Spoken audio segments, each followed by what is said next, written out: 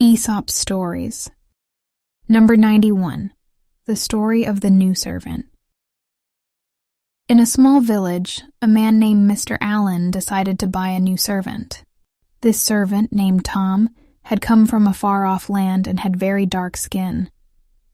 Mr. Allen had never seen such dark skin before, and mistakenly thought that Tom's skin color was due to not being cleaned properly by his previous masters. Determined to help his new servant, Mr. Allen brought Tom home and decided to clean him. He thought that with enough washing, Tom's skin would become lighter, just like his own. So he used all sorts of soaps and scrubs, scrubbing Tom's skin over and over again. Tom tried to explain to Mr. Allen, "Sir, this is my natural skin color. It's not dirt that can be washed away." But Mr. Allen did not listen. He believed he knew better and continued with the washings. Day after day, Mr. Allen made Tom undergo various cleaning routines. He tried different types of soaps and even made special mixtures he thought would work. Despite all these efforts, Tom's skin color remained the same. It was clear and beautiful just as it had always been. A rich, dark hue that was a part of his heritage. As the days went by, the weather became cold and windy. With all the washing and being wet so often, Tom caught a severe cold. He started to cough and sneeze, and his health began to suffer. Seeing this, Mr. Allen finally stopped the incessant scrubbing. He realized that Tom was getting sick because of his actions. Seeing Tom's condition worsen, Mr. Allen felt guilty and worried. He called for a doctor to help treat Tom's cold. As the doctor treated Tom, he explained to Mr. Allen, "Some things are natural and cannot be changed. Tom's skin color is his own, and it's perfectly natural. No amount of washing will change it." Mr. Allen listened carefully and finally understood his mistake. He learned that skin color is something inherent and not a result of dirt or neglect. Feeling ashamed of his ignorance, Mr. Allen apologized to Tom for all the trouble he had caused. Tom, kind-hearted and forgiving, accepted Mr. Allen's apology. "Thank you, sir, for understanding," Tom said. "I'm glad we can move past this." From then on, Mr. Allen treated Tom with respect and took better care to understand his needs. Tom recovered from his cold, and they both learned to appreciate each other's differences. This experience taught Mr. Allen a valuable lesson about acceptance and understanding. He learned that what's bred in the bone will stick to the flesh, meaning that natural traits inherent to a person cannot be changed and should be respected, not altered. This lesson not only changed how he treated Tom, but also how he viewed everyone around him, promoting a sense of acceptance and kindness in the village. Number 92. The Fisherman's Lucky Day. Once upon a time, there was a fisherman named Sam who lived by the sea. Every morning, Sam would take his boat out to fish, hoping to catch enough to sell in the market. Fishing was his way of making a living, and he knew the sea and its ways very well. One sunny morning, Sam felt particularly lucky. He prepared his boat and nets and set off into the sparkling blue waters. He sailed to his favorite spot, known for the abundance of fish. With a feeling of excitement, Sam cast his large net into the water, hoping for a good catch. After a little while, he felt a strong tug on his net. It was heavier than usual, and he knew something special was happening. With effort and skill, Sam began to pull the net back towards his boat. The net was so full that it took all his strength to haul it in. As Sam pulled the net closer, he saw that it was filled with a great number of fish. They were glittering in the sunlight, flipping and flapping, trying to escape. Sam was thrilled. This was one of the best catches he had seen in a long time. However, as he examined the net, he noticed something interesting. While the net held all the large fish, the smaller ones were slipping through the meshes and swimming back into the sea. Sam tried to keep them, but it was impossible. The net was simply not made to catch the small fish. Sam watched as the little fish escaped back into the water, one by one. At first, he felt a bit disappointed that he couldn't keep them all, but as he watched the small fish swim freely, he began to smile. I guess it's their lucky day too, Sam thought. He realized that the small fish had a chance to grow bigger and stronger, maybe even to be caught another day when they were the right size.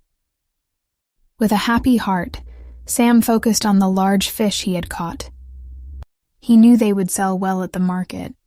The fish were healthy and big, just what the people in town liked. Sam sailed back to shore, where he carefully unloaded his catch and prepared them for sale. That day, he made a good amount of money at the market. The townspeople were pleased with the fresh fish, and Sam felt proud of his successful day. From that day on, whenever Sam went fishing, he remembered the lesson he learned about the small fish. He knew that sometimes, letting go was just as important as holding on. This lesson made him a wiser and more thoughtful fisherman.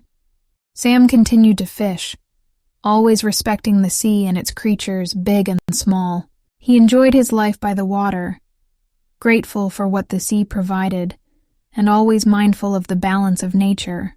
This experience taught Mr. Allen a valuable lesson about acceptance and understanding. He learned that what's bred in the bone will stick to the flesh, meaning that natural traits inherent to a person cannot be changed and should be respected, not altered. This lesson not only changed how he treated Tom, but also how he viewed everyone around him, promoting a sense of acceptance and kindness in the village. Number 93. The Tale of the Huntsman and the Fisherman. In a small village nestled between the woods and a sparkling lake, lived a huntsman and a fisherman. Both were good at their trades and often admired each other's skills and catches. One sunny afternoon, as the huntsman was returning from a successful hunt with his dogs, he met the fisherman on the path. The fisherman was carrying a basket overflowing with fresh fish, shimmering in the sunlight. Seeing the bounty of fish, the huntsman felt a strong desire to taste the fresh catch of the day. Similarly, the fisherman looked longingly at the huntsman's game bag, filled with wild game from the forest. Both men knew each other well and respected each other's work. Without much hesitation, the huntsman proposed, "Why don't we trade?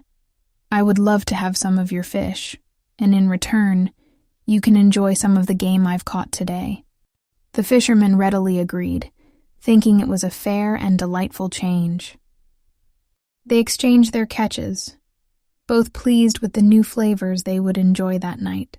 The swap was so successful and satisfying that they decided to make the same exchange the next day. And so, day after day, the huntsman and the fisherman met on the same path and traded their catches. This arrangement brought them great joy and variety in their daily meals. However, as the days turned into weeks, a neighbor who observed their daily trades offered them a piece of advice. "You both seem to enjoy the fruits of each other's labor," he said. "But if you continue this way, swapping your catches every day, you might start to lose the joy and specialness of the exchange. The pleasure of enjoying something different will fade if it becomes too routine." The neighbor continued, "It's like having your favorite meal every single day. Soon enough, it doesn't taste as special anymore." The huntsman and the fisherman listened carefully to the neighbor's words. They realized that their excitement for the exchange had already begun to lessen a bit. They appreciated the wisdom in the advice and decided to make their swaps less frequent to keep the joy and appreciation alive. From then on, they agreed to exchange their catches only once a week. This change made each trade more anticipated and enjoyable. Every exchange felt special again, and both the huntsman and the fisherman savored the weekly variety in their meals. By limiting their exchanges, the huntsman and the fisherman learned to appreciate both the fruits of their own labor and the pleasure of occasionally enjoying each other's. They understood that sometimes less is more, and that abstaining from something can indeed make it more enjoyable when it is experienced. This story of the huntsman and the fisherman serves as a gentle reminder that moderation can enhance enjoyment, and that sometimes taking a step back helps maintain the value and delight in life's simple pleasures. Number 94. The Old Woman and the Empty Wine Jar. In a small village lived an old woman who loved the simple pleasures of life. One sunny afternoon, while she was cleaning her attic, she stumbled upon an old wine jar tucked away in a corner. The jar was dusty and had been forgotten for many years. Curious, the old woman wiped the dust off the jar and examined it. She remembered that this jar had once held a very special kind of wine, known for its exquisite taste and rich aroma. Excited, the old woman brought the jar closer and sniffed it. To her delight, the jar still held the faint, sweet smell of the prime old wine it once contained. Over and over, she brought the jar to her nose, each time inhaling deeply, savoring the lingering scent of the wine. "Oh, how delicious this smells!" she exclaimed joyfully. "If just the smell is this wonderful, I can only imagine how delightful the wine itself must have been." The old woman continued to smell the jar, each whiff bringing her a sense of joy and nostalgia. She remembered the times when she had shared the wine with friends and family, during gatherings filled with laughter and warm conversations. Although the wine was long gone, the memories of those happy moments were still alive, brought back vividly by the scent remaining in the jar. Realizing the power of such memories, the old woman placed the wine jar in a special spot in her living room, where she could see it every day. Whenever she felt lonely or a bit sad, she would walk over to the jar, take a gentle sniff, and smile as the beautiful memories filled her heart again. This simple wine jar, with its lingering fragrance, became a treasure for the old woman, a reminder of good times and the joy they brought into her life. It taught her an important lesson. Even when something is gone, it can leave behind a sweetness that lasts forever, much like the fragrance in the jar. The old woman often shared this story with her grandchildren, telling them how important it is to create good memories. "Just like this jar," she would say, "the things we do for each other, the kindness we share, and the good times we have, all leave a mark. They might seem to fade over time, but they leave behind a fragrance that can bring happiness and comfort for many years." Her grandchildren listened intently, learning from their grandmother that the memory of a good deed, like the sweet smell of wine in an old jar, never really fades away. They learned to appreciate not only the moments they were living, but also to create memories that would be savored for a lifetime. The old woman and her wine jar became a well-known story in the village, a beautiful example of how the essence of joyful moments and good deeds can linger long after they are gone, much like the enchanting aroma in an empty wine jar. Number 95. The Clever Fox and the Naive Crow. Once upon a time, in a dense forest filled with the chirping of birds and rustling of leaves, there lived a crow. One sunny day, the crow found a piece of meat on the ground. She was very pleased with her find, and flew up to a high branch to enjoy it safely away from other animals. As the crow was about to eat, a fox passed by underneath the tree. The fox, always on the lookout for a meal, noticed the crow and the meat in her beak. A plan quickly formed in his mind to get the meat from the crow. The fox sat under the tree and looked up at the crow with admiration. He called out to her in a voice sweet as honey, "Oh, what a beautiful bird you are! Surely the colors of your feathers are the finest in the forest, and your eyes as bright as the stars in the sky." The crow listened and felt flattered by the compliments. Her heart swelled with pride, but she did not respond, keeping a tight hold on her meat. "Not giving up," the fox continued. "But I must say, dear crow, as splendid as your feathers are and as shiny as your eyes be, I have heard from the other birds that your voice is not as delightful. Surely they must be wrong. If you could only sing for me, I believe you would prove them all wrong, and then you would truly be recognized as the queen of all birds." The crow was now very curious and even more flattered. She thought about the fox's words and wondered if she really could be the queen of birds. The idea of being admired for her voice, as well as her looks, was too tempting. Finally, the crow decided to show the fox that she could sing beautifully. She took a deep breath, ready to prove him wrong and show her magnificent voice.